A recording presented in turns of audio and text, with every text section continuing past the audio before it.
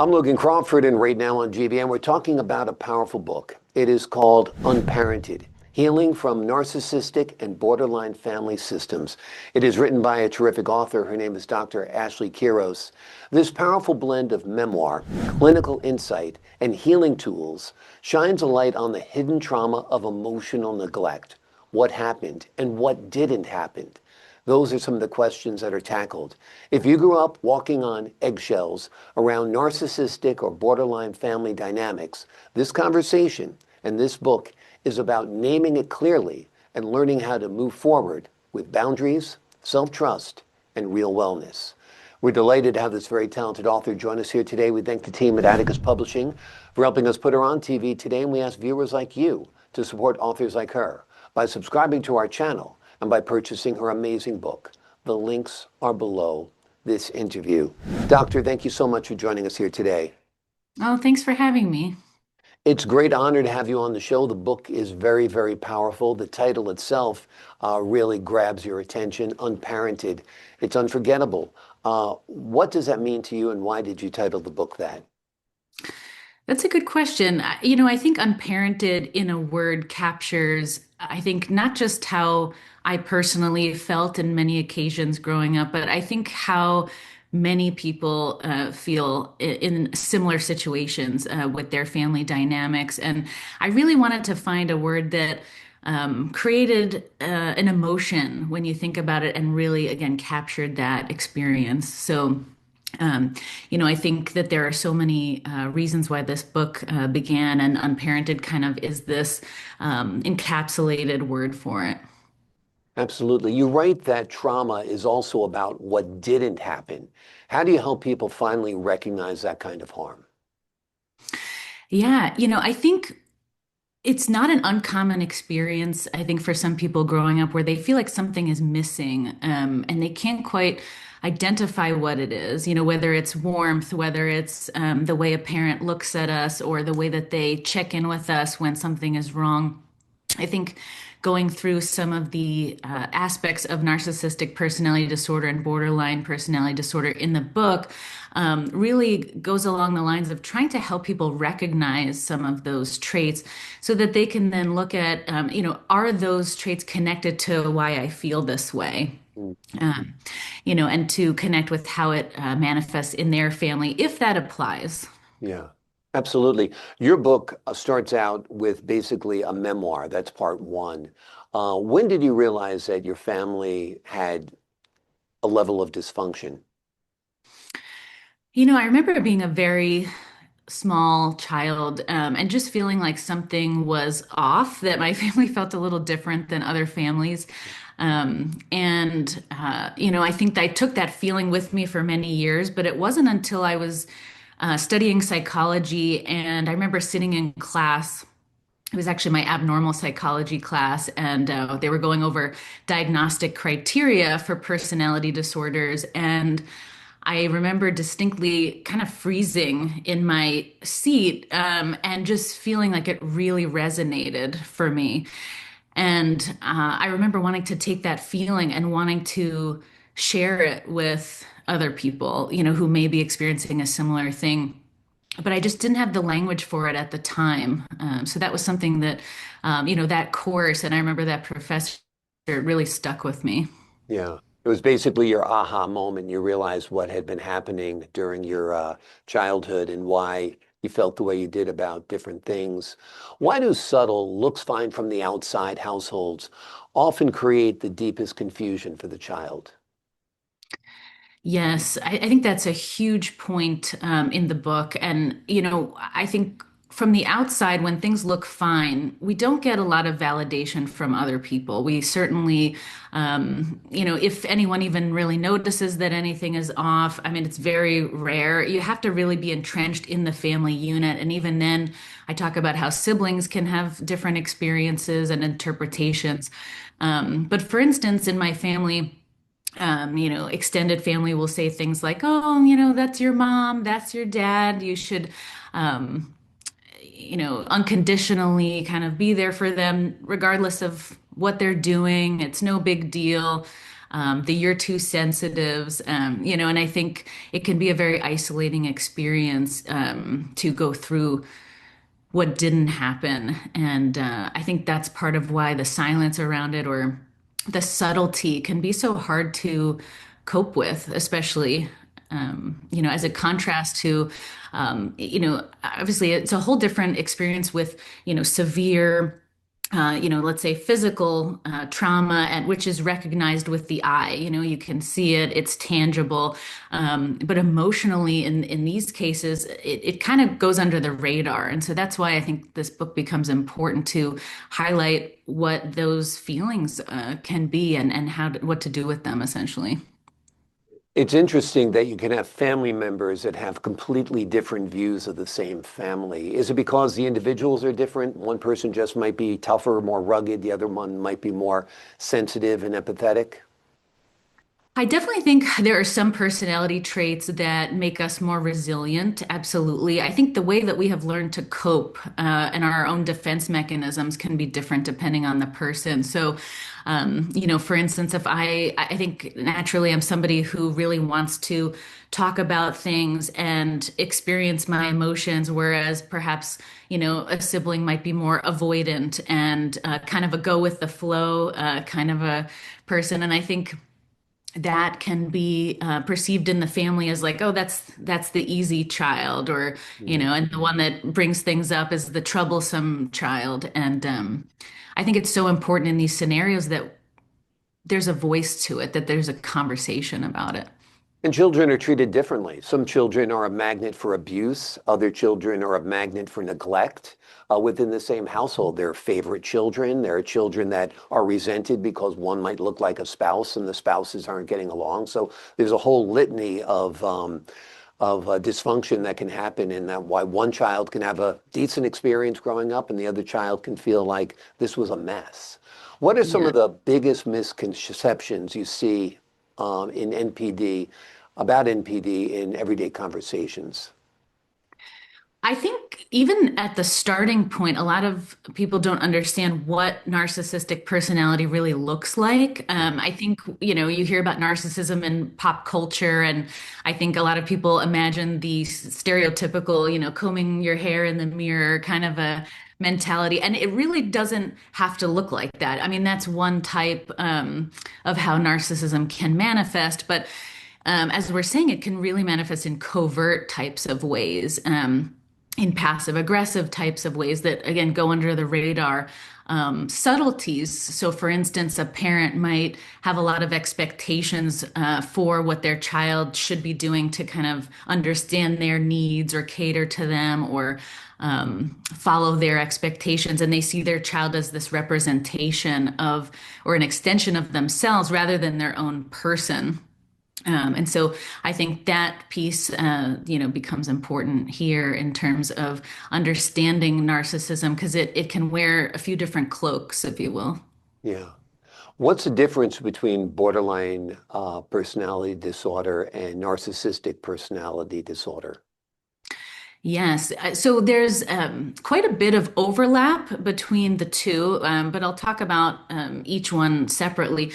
In particular, borderline personality disorder is characterized by a deep feeling of fear of abandonment. It's kind of the cornerstone of the diagnosis, fear that someone's going to leave us, that we're not good enough. It comes with this kind of what they call a fragmented sense of self. Hmm. So, someone with BPD may be easily influenced by other people or do extensive things to win someone over. Um, Narcissistic personality disorder is also consumed with praise and wanting validation from others, but it's a little bit of a different origin. There's a bit of more manipulation that can come from narcissistic personality disorder. There are other aspects in terms of lack of empathy for other people as part of narcissistic personality disorder, a need for control. But in both of these, we're looking longitudinally at patterns over time, Hmm. right? So we're not talking about one or two incidents where a parent made us feel bad for whatever reason. We're talking Right. about chronic personality traits over time. So, but in terms of overlap, that's why they call it in the diagnostic manual cluster B. Those two are grouped together because there's quite a bit of overlap. Yeah. And I guess it's sometimes amplified in fractured households where the parents are either not getting along or have divorced and each uses the children as weapons. I think that's a manifestation of this as well. Yes, absolutely. I think there are certain terms like triangulation that is very common in a household where there's these fragments, or like you said, a divorce situation, something that breaks up the family system. And triangulation is when the child usually is put in the middle of the two parents Hmm. and, often can serve as a mediator or, the peacekeeper or the caretaker. And it's thought that in those roles, it's kind of an unfair role for the child to be put in. They didn't ask to be part of that, but they're part of the storm of, because of course in a family, everyone's actions kind of affect each other within that. There can be other things too that happen in that dynamic, like parentification. For instance, if a parent goes to their child for advice or tells them about personal things about their romantic relationship with their partner that really is kind of inappropriate. Mm. And so that's another thing that can come up in those kinds of situations as It almost well. becomes boundary issues at that point as well. Let's talk about estrangement. What do you wish people understood about going low contact or no contact? This is a big topic. Estrangement is definitely on the rise in culture, especially American culture in general. There's this rise of empowerment and finding your voice. I think in younger generations, there's this kind of advocacy component that I see. Um, and, I don't want it to be misconstrued where estrangement is not an easy decision. It is often an absolute last resort for most people. I think, estrangement comes as a result of years and years of trying. Um, Years of trying to, like in my case, I remember being a little kid and writing letters to my mom about how I felt, or even later in life, like trying all kinds of ways, can I write her an email? Can I text her? Can I talk to her in person? Which was not an easy thing to do. And so I think a lot of people go through that type of decision-making process before they make any kind of call on estrangement. And so that's the biggest thing, because I think it is hard for the parents who are estranged from their kids. I think, for some, I can't speak for all of them, I think, Right. but it's definitely I think in the most part, a thoughtful process, or I hope so. Yeah, and it should be because it's a big decision to cut someone as vital in your life as a parent out of it. You talk Yeah. about the gray rock method. Talk to us about who that is for and what it looks like in real life. The gray rock method is for individuals, and often in this case, children of narcissistic or borderline personality disordered individuals.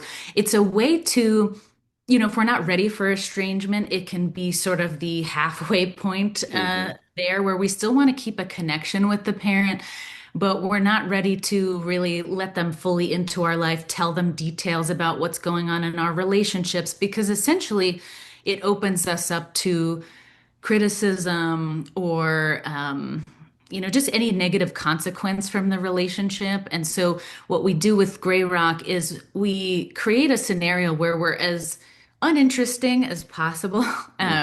We can talk about the weather, we can talk about what to have for dinner, but we're not getting into the nitty-gritty at all about personal feelings and things, because essentially we've known what that's like to do that and it hasn't been validating. So typically, gray rock is kind of like when we're not quite ready for estrangement, it doesn't really feel right, but we're not wanting to be vulnerable either. So basically, you're not getting into anything substantive with your parent. You're basically keeping a surface relationship and keeping the lines of communication open, but you're not going to talk about the stress of your relationship you're having with your husband, your wife, or something like that, because you're not seeking that kind of feedback or guidance. Let's talk about the wellness section of your book. It's very body-based. Why is reconnecting mind and body so essential in complex trauma?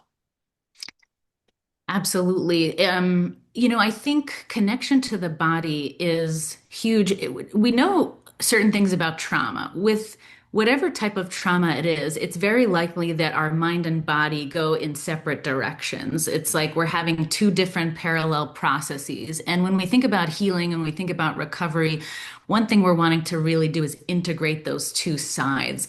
I know for many people that go through this type of experience, we disconnect from ourselves, and that can come in many forms, body, in terms of identity. And just by getting into our physical selves again, it's very healing. So doing things like sensory oriented exercises, even things from aromatherapy to a concept called dual awareness, where we're connecting our external environment to the internal. It helps us feel like we're living again and not just existing, because those are two different things. Yeah, absolutely. Final question. If somebody's watching this interview or reading your book and they recognize themselves in this interview or in the pages, what's your best bit of advice for them? What should they do first to start the healing process? I think the first thing is doing some personal reflections, taking inventory of our personal relationships and thinking about how do I feel when I leave those relationships? For instance, when I am having an interaction with mom, how do I feel after that? Do I feel full? Do I feel drained? What's going on for me? And really going through our own reflective process and looking at also other aspects of our life to kind of see, am I even able to identify my needs, my feelings, and to start there. Of course, extending past that. And if those questions need more support and exploration, absolutely seeking therapy. Yeah, sounds like great advice. It's a wonderful book. We cover just a small portion of what's in this book. It really is a great resource. The name of the book is Unparented, Healing from Narcissistic and Borderline Family Systems. It's a courageous blend of lived experience, psychological insight, and practical tools for rebuilding safety, identity, and voice. Doctor, thank you so much for joining me here today. Thanks so much. I appreciate your time, your insight, and the wonderful work you've done on this book. To the folks at home, I'm Logan Crawford for the Global Book Network. So long for now.